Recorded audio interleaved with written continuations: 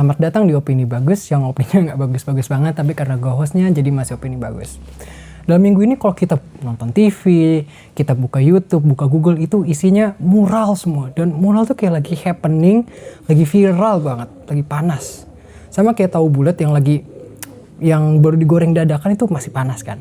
Nah, mural ini juga banyak yang viral. Salah satu yang menjadi polemik dan juga buah bibir adalah mural 404 yang mirip dengan Presiden Jokowi. Gue pribadi gue seneng banget sama mural, dimana gue ngeliat mural kayak ngeliat Justin Trudeau, Ivanka Trump yang udah enak ditonton, ganteng, cakep gitu kan, tapi juga pintar politik. Lantas sebetulnya apa sih permasalahan dari mural 404 ini?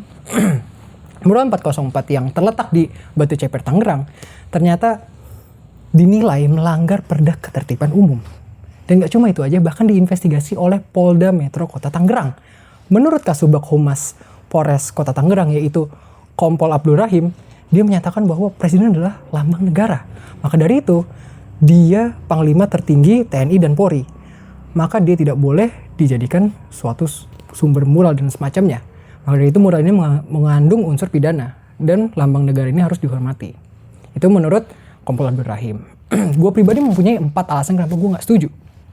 Yang pertama adalah penghapusan mural dengan asas atau dasar presiden adalah lambang negara. Padahal dengan realita dan juga realita yang terjadi dan juga yang tertuang dalam Undang-Undang Nomor 24 Tahun 2009 dan juga Undang-Undang 1945. Pasal berapa tuh? Undang-Undang Nomor 24 Tahun 2009 ini pasal 1 ayat 3 dan Undang-Undang 1945 itu pasal 36A, di mana tertera dan tercantum lambang negara ialah Garuda Pancasila dengan semboyan Bhinneka Tunggal Ika. Kok bisa tahu sih lo?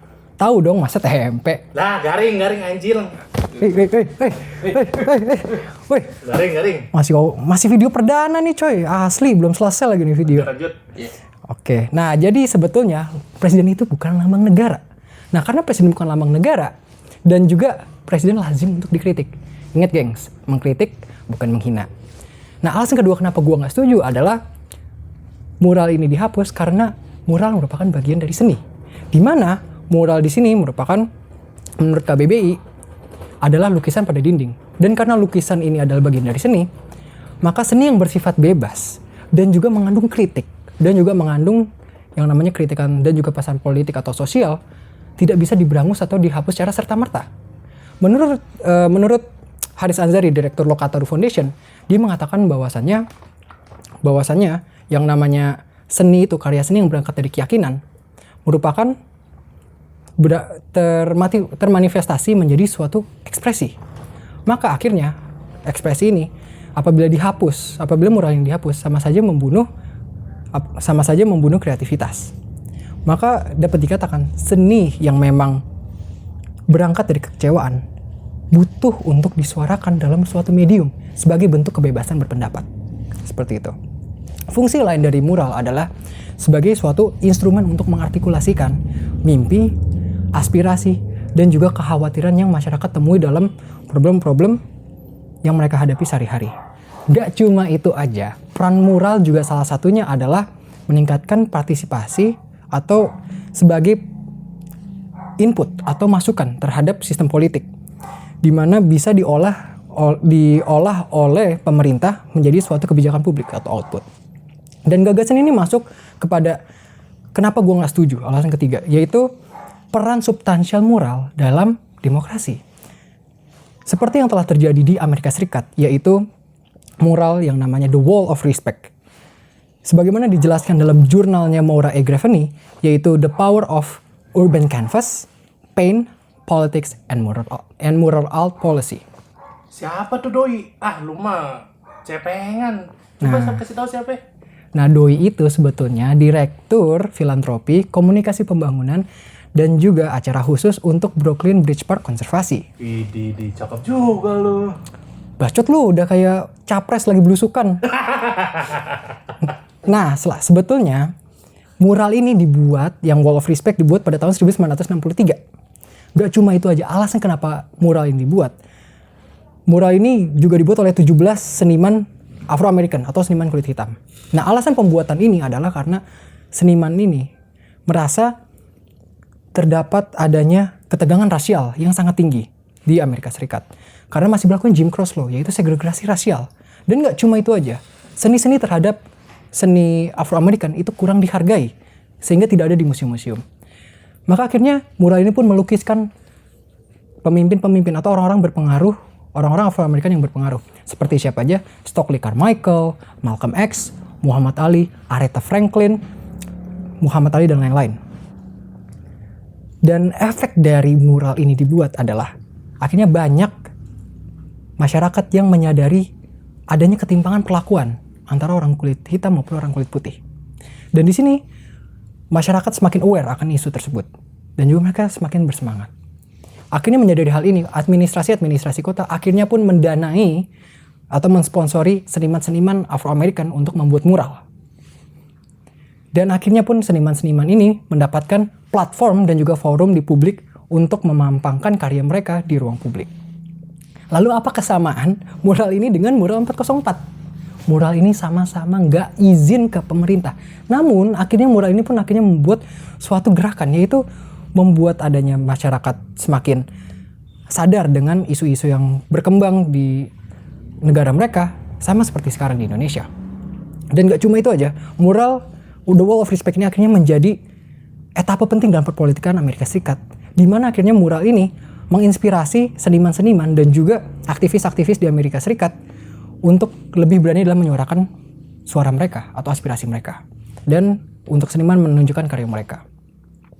Maka dari itu peran penting dari mural ini di sini adalah meningkatkan awareness masyarakat terhadap pentingnya partisipasi politik dan juga menyuarakan persoalan dan keresahan yang mereka temui sehari-hari.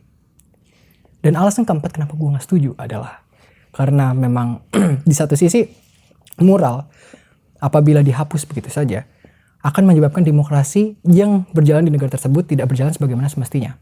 Sebagaimana dijelaskan oleh Direktur LBH Jakarta, yaitu Arif Maulana, dia menjelaskan bahwasannya karya seni yang memang atau mural dan graffiti ini yang akhirnya berangkat menjadi suatu ekspresi dan juga merupakan aspirasi seni, ini telah dijamin dan dilindungi oleh Konstitusi Covenant Sipol Undang-Undang Nomor 39 Tahun 1999, di mana penghapusan mural dan juga ancaman kriminalisasi terhadap seniman-seniman ini sama saja suatu bentuk tindakan atau suatu bentuk represi dan pembungkaman.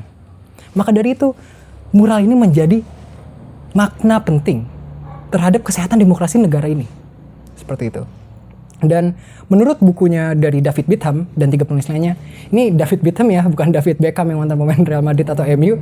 David Bitham ini ahli teori sosial, di mana dia membuat buku yang judulnya Assessing the Quality of Democracy. Di mana di buku ini dijelaskan bahwasanya state of demokrasi atau keadaan demokrasi bisa diukur dengan 15 pertanyaan menyeluruh. Dan apabila 15 pertanyaan menyeluruh ini tidak dapat dijawab dengan baik, maka tidak dapat dijawab dengan kebenaran yang berjalan di lapangan ya di suatu negara, maka keadaan demokrasi negara tersebut sedang tidak baik-baik saja. Dan apa salah satu pertanyaan tersebut? Yaitu seberapa efektif dan adil perlindungan terhadap kebebasan berpendapat masyarakat. Maka dari itu apabila setiap mural yang mengkritik pemerintah itu dihapus dengan pertimbangan mengganggu ketertiban umum, maka spektrum kebebasan berpendapat sama saja dibatasi. Dan juga penerapan demokrasi di Indonesia itu tidak dekat dari kata ideal. Seperti itu. Nah, Gus, tapi kan ini nggak izin dari sama pemerintah, udah nggak izin, ilegal. Harusnya kalau mau dibikin izin dulu dong, dia harus izin dulu senimannya. Nah, coba kita memakai point of view atau sudut pandang dari seniman ini. Apakah sudah pasti kalau mereka izin ke pemerintah daerah, mereka diberikan izin atau pemerintah daerah berkenan agar seniman ini menunjukkan karya mereka di ruang publik? Dan yang kedua adalah seberapa banyak waktu yang diperlukan untuk mendapatkan perizinan ini. Mungkin akhirnya alasan-alasan inilah yang menyebabkan kenapa seniman-seniman ini melakukan aksinya secara ilegal. Padahal mural ini akhirnya menjadi suatu alternatif untuk menyampaikan aspirasi. Karena kita nggak bisa berdemo sekarang, kita demo baik itu di istana atau dimanapun, kita nggak bisa demo karena sekarang lagi pandemi, jadi nggak visible. Kalau gue sendiri ngelihatnya, penghapusan mural ini juga terkesan tebang pilih. Dimana kalau kita melihat moral-moral dihapus, terdapat tolak ukurnya. Tolak ukur di sini seperti ini. Tolak ukurnya terdiri dari 2 premis. Premis yang pertama adalah tidak izin ke pemerintah. Dan yang kedua, itu mengganggu ketertiban umum.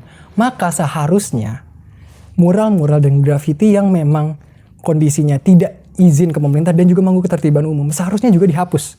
Iya nggak sih, agar nggak menyebabkan standar ganda atau adanya kesan tebang pilih. Namun kenyataan yang terjadi, mural 404 ini saat dihapus, pada awalnya tidak menghapus grafiti yang di sebelah mural ini atau mural-mural lainnya.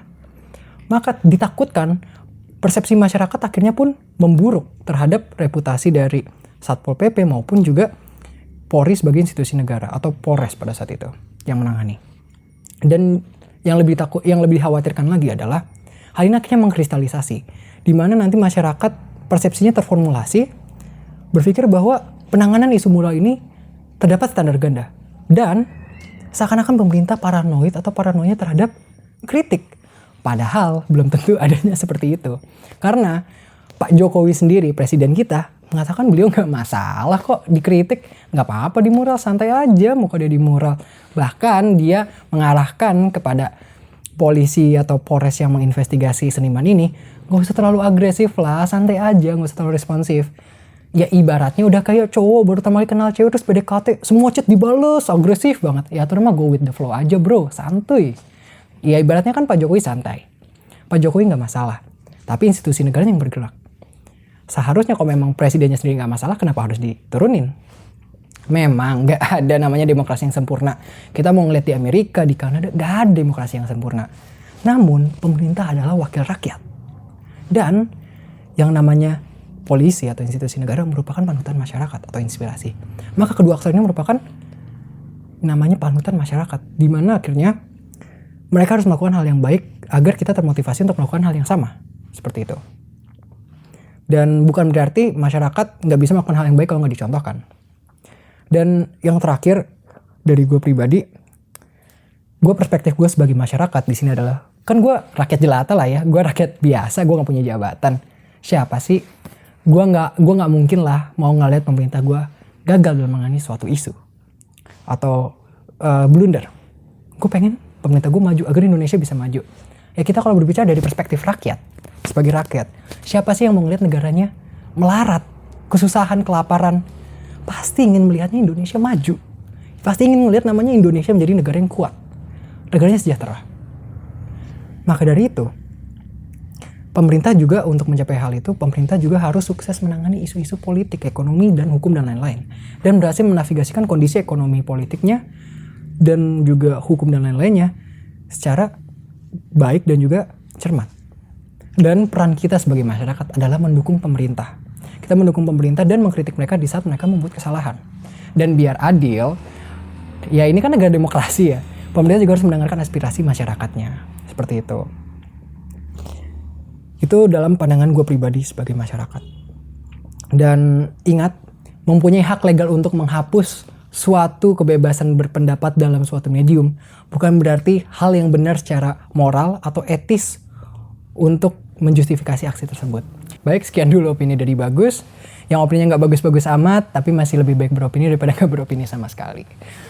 Mohon maaf apabila ada kesalahan kata, kita dapat bertukar pikiran di kolom komentar. Dan sampai jumpa di episode berikutnya. Have a nice day.